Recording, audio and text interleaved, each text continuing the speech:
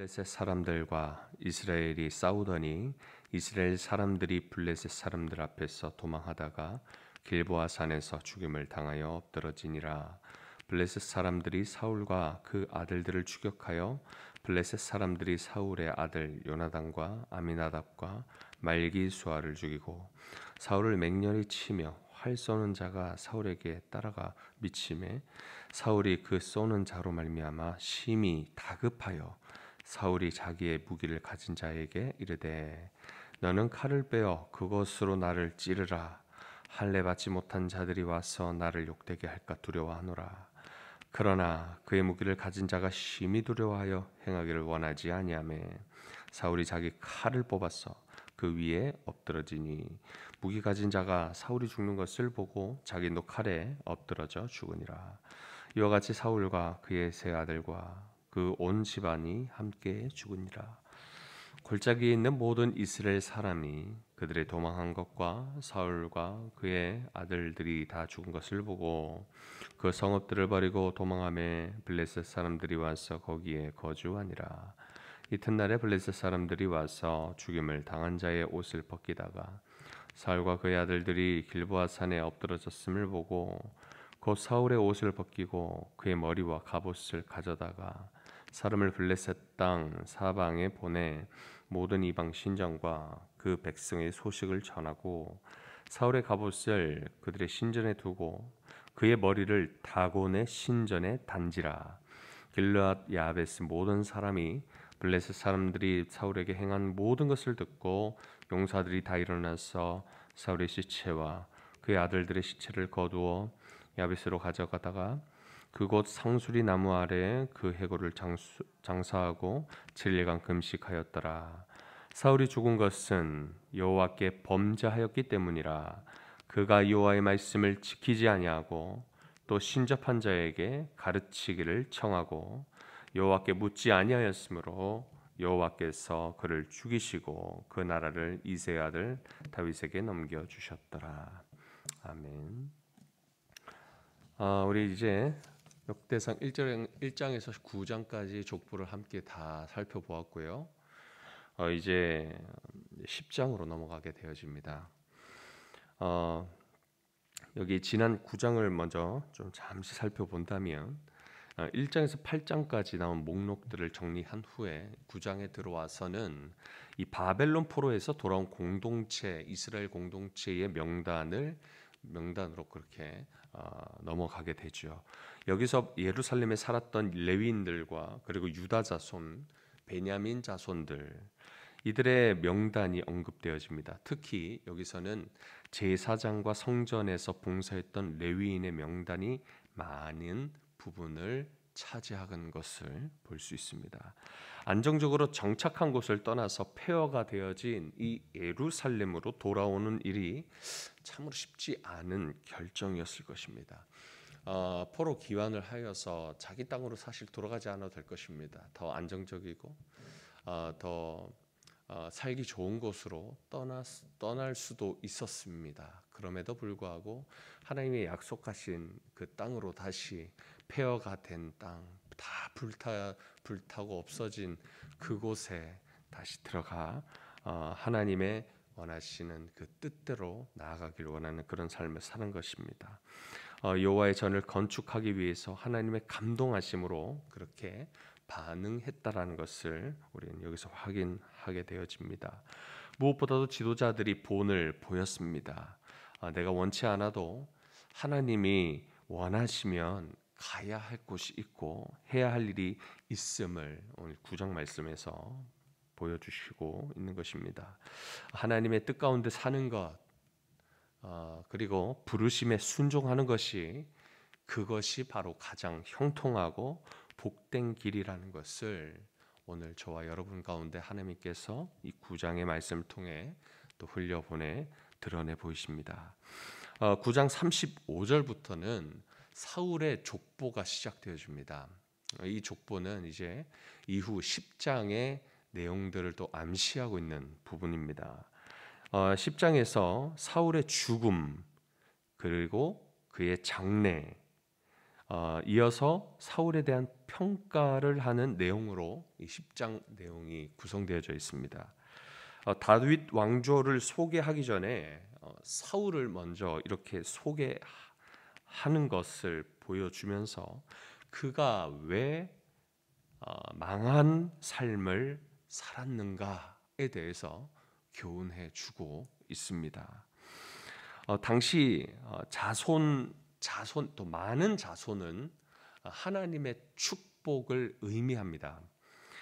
이 사울의 족보 9장 35절부터 시작되어진 사울의 족보를 보면은요, 하나님께서 이 사울 가문에 후손의 축복을 많이 주었음을 그렇게 여기에서 우리가 볼 수가 있습니다. 이스라엘이 하나님의 택하심을 입고 복을 입었던 것처럼 하나님은 이 사울에게도 이 큰 복을 주셨다라는 것을 볼 수가 있죠.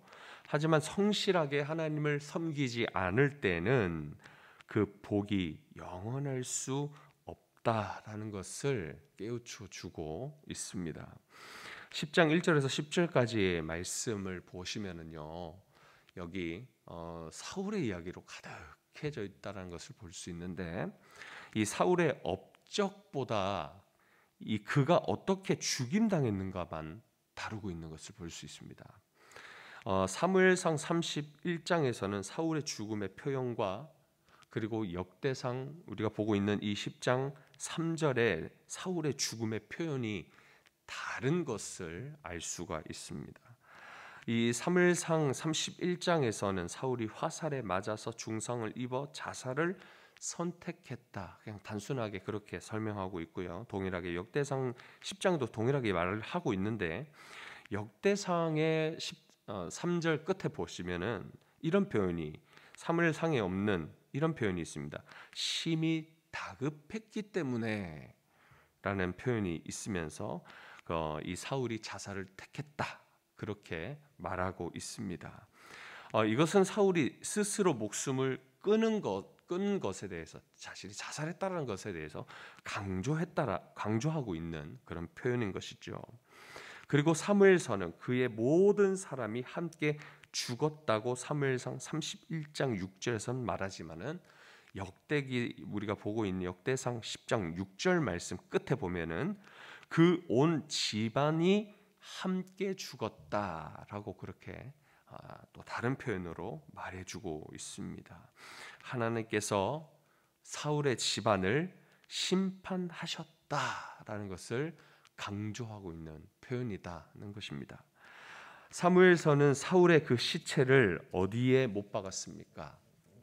31장 사무엘상 31장 10절에 보시면은요, 이 사울의 시체를 벳산 성벽에 못 박았다라고 그렇게 기록하고 있는 반면에 우리가 보고 있는 역대상 10장에서는요, 그의 머리를 다곤 신전에 달았다라고 그렇게 기록하고 있는 것을 볼 수가 있습니다.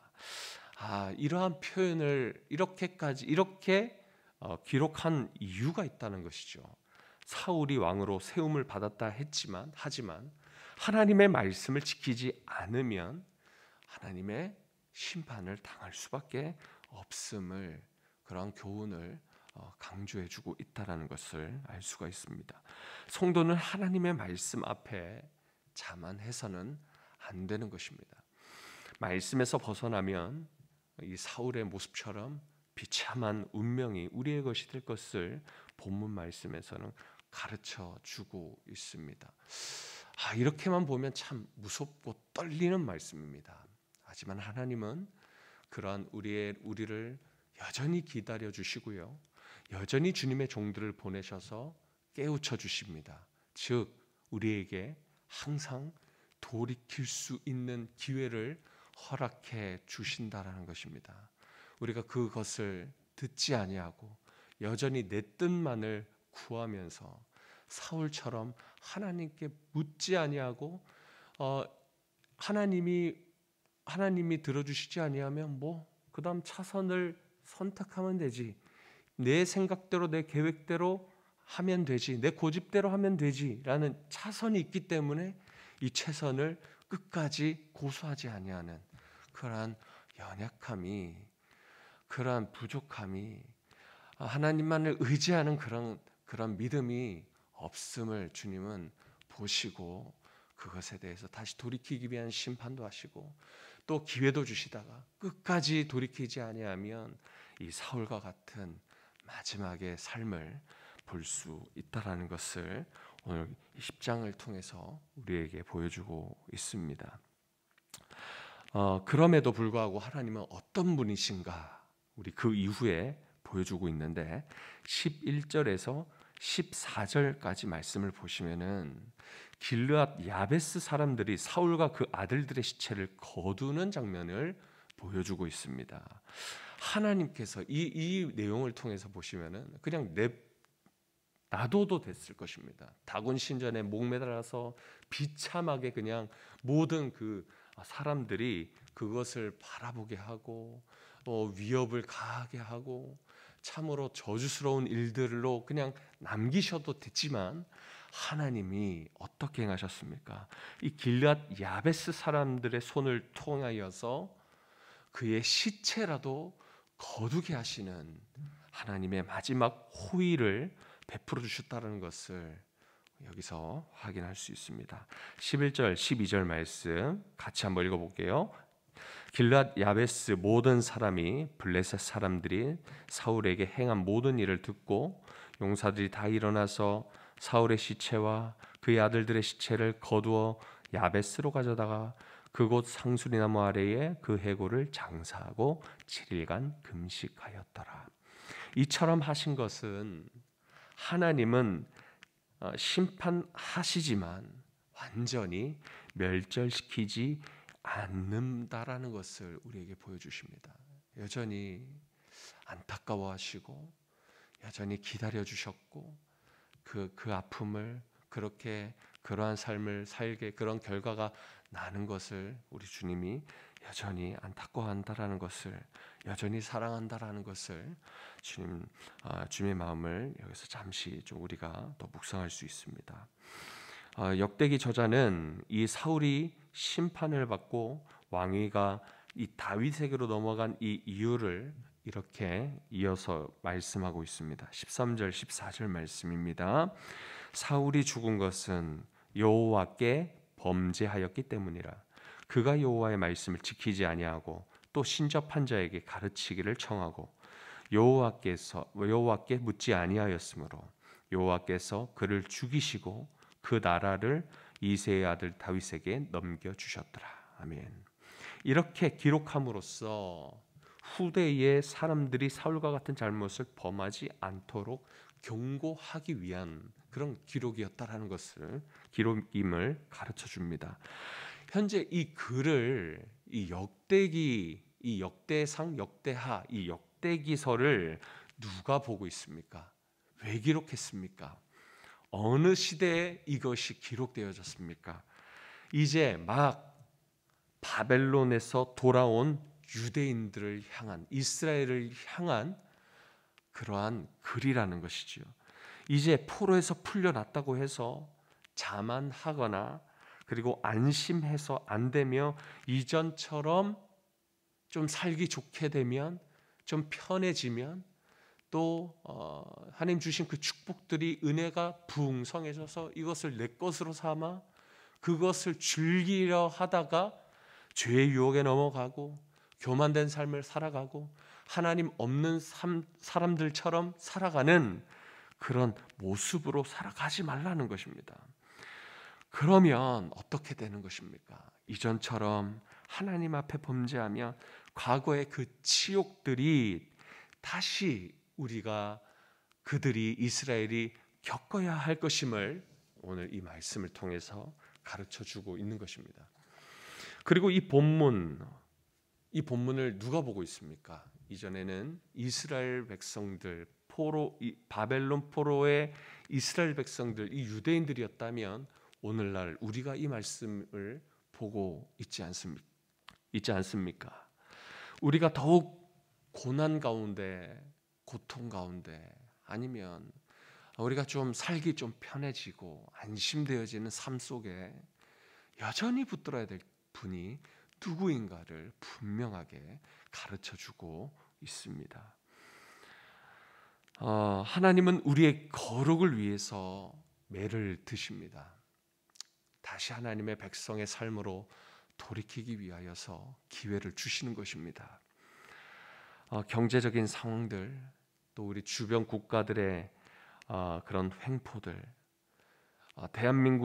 대한민국의 이 상황을 통하여서 우리에게 지금 현재 겪어야 할 그 어려움들, 다시 좁게 이야기하자면 여러분의 각자의 삶 속에 행복하고 싶지만 행복하지 못하게 하는 그런 요소들, 문제들 있지 않습니까?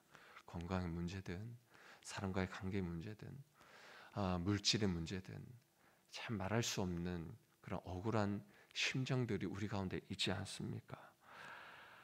그러한 고난들과 그러한 역경들을 우리에게 허락하신 이유가 있다는 것입니다.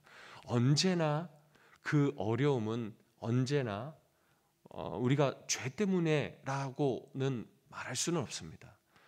때로는 하나님은 그것을 통해서 더욱더 믿음의 성숙을 위해서, 믿음의 그 점프하기 위해서 주시는 문제일 수도 있습니다. 그 고난은 때로는 죄로 인하여, 우리 연약함으로 인하여 다시 돌이키기 위한 그런 하나님의 방법이기도 합니다. 또한 이 고난, 이 문제, 이 장애들은 우리가 구원받은 자로서 거룩한 하나님의 거룩한 백성으로서의 삶을 더 성화되어지는 삶을 위해서 성숙되고 성장되어지기 위한 그러한 방편이라는 것을 우리는 알아야 하는 것입니다. 사울은 하나님께 묻지 아니함으로 하나님께 심판을 받았습니다.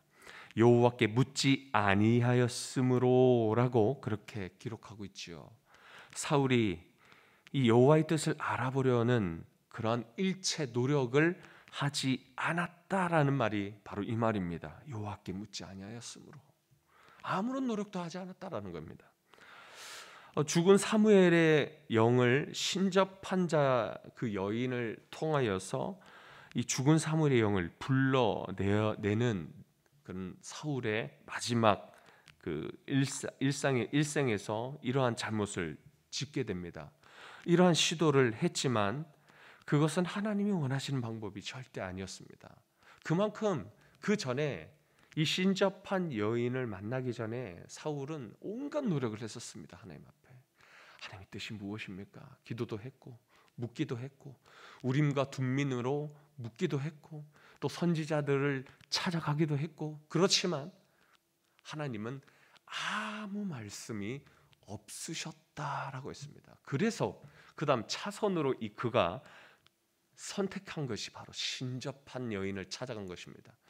자신이 무당들을 다 내쫓아놓고 다시 내쫓았던 하나님의 뜻이 아님을 알매도 불구하고 그들을 찾아가서 하나님의 뜻이 무엇인지, 아니 하나님의 뜻이 아니라 사무엘 영을 불러서 그 사무엘이 나오면 그에게 하나님의 뜻이 무엇인지 묻고자 했다라는 것입니다.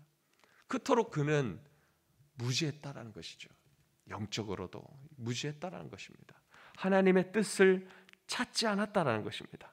사람을 의지하고 사무엘을 의지하고 그 다른 무당을 의지했다라는 것을 보여주고 있습니다. 죽은 사무엘의 영을 이 신접한 자를 통하여서 불러내므로 여러 가지 시도를 했지만 하나님이 원하시는 방법이 아니라는 겁니다. 하나님의 뜻을 어떻게든 알려고 시도는 했었지만 그는 잘못 구했고 최선을 다하지 않았다는 것입니다. 우리가 물어도 하나님께서 말씀하시지 않는다면 여러분 어떻게 하시겠습니까? 어떤 사람을 찾아가시겠습니까?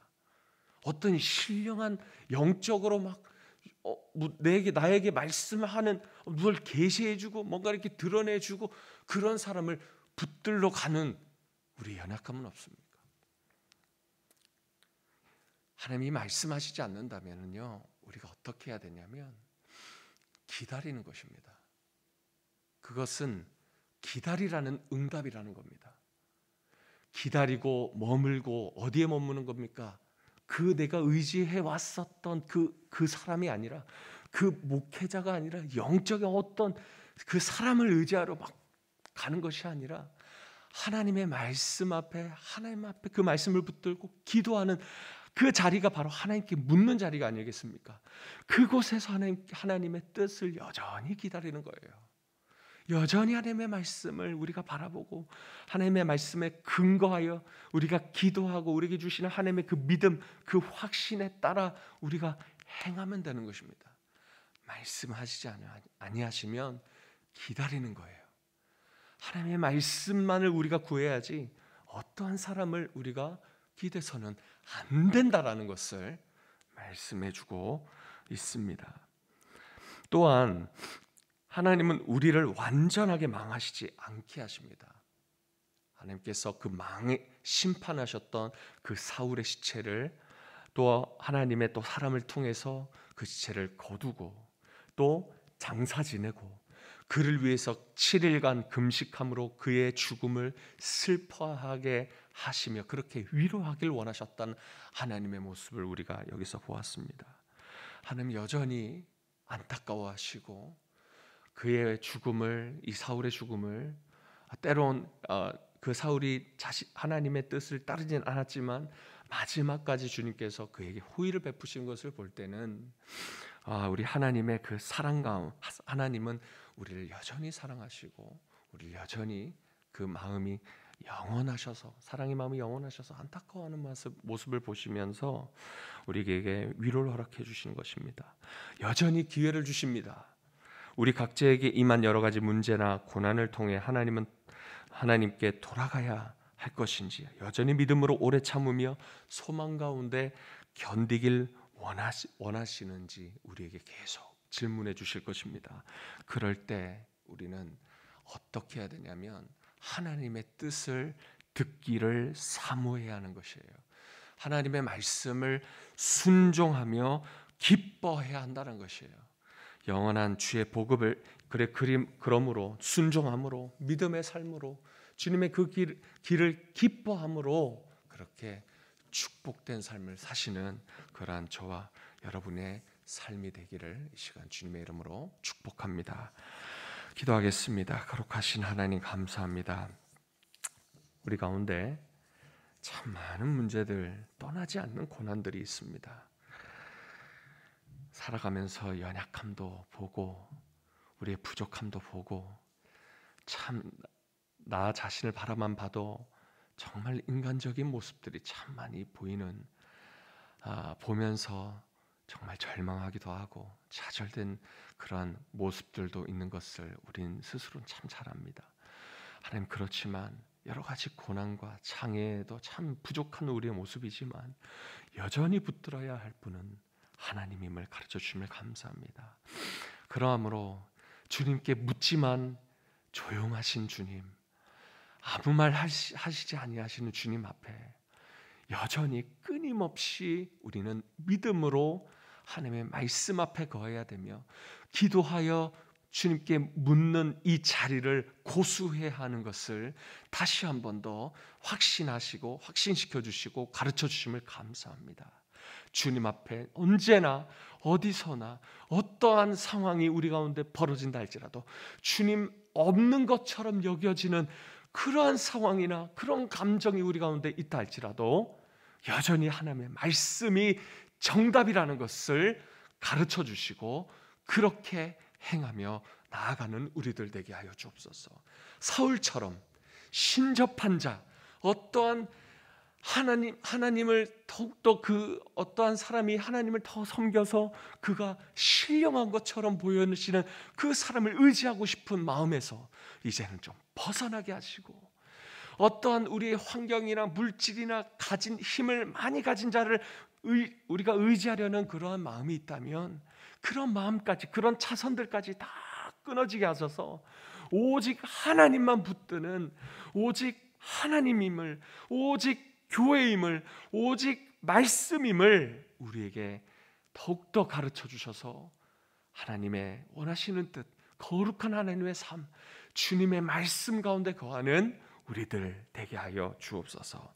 오늘 주일입니다. 하나님 주의 말씀 듣길 원합니다. 주의 뜻 듣길 원합니다. 이 가운데 순종하며 기쁨으로 걸어갈 수 있는 우리들 되게 하여 주옵소서. 감사드리며 예수님의 이름으로 기도합나이다. 아멘.